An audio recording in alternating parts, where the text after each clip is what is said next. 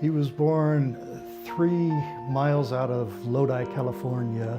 He had a number of siblings, went through the 8th grade and had to drop out in the 9th grade to help work the farm, and so he got his GED later in life.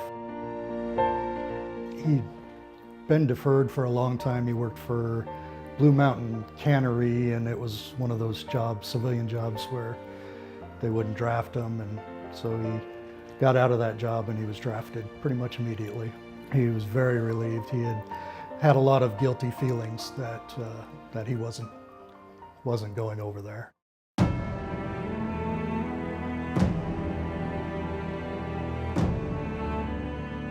They actually were due to rotate back to the rear, so about 2 days before the Battle of the Bulge, they had turned in most of their ammunition and just had a basic load. Ultimately, there was only one path to escape out of when they were low on ammunition, hadn't eaten, most of them been dwindled down.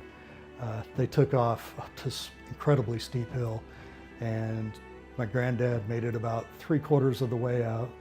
There was a natural place to be able to return fire, and he had some ammo left, so he jumped in the hole with the intention to return fire, but so did other guys, and when they kind of got free and looked up, they were surrounded by Germans and captured.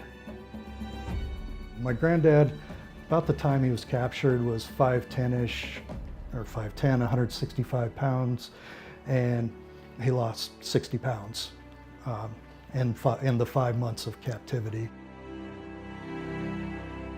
There were a lot of Allied bombs going off all over in Germany, and they happened to bomb Zittau, where my granddad was at, and in the chaos of that, he and several other guys were able to escape from the prison camp, and a local nurse, was able to help my granddad and his cohorts get back to the American lines. Despite of all the bad things that happened, he fell in love with the village of Weiler, and so from then on he became pretty well known.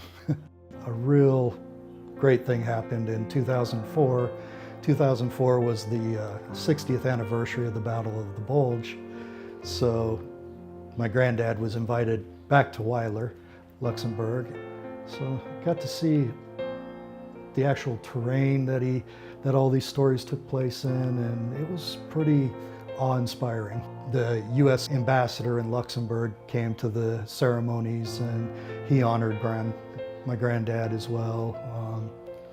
Grandpa made a speech that pretty much got us all tear-jerking, that he was accepting these honors for those in his company that didn't make it. And I remember his voice cracking, and then we're all trying not to cry ourselves.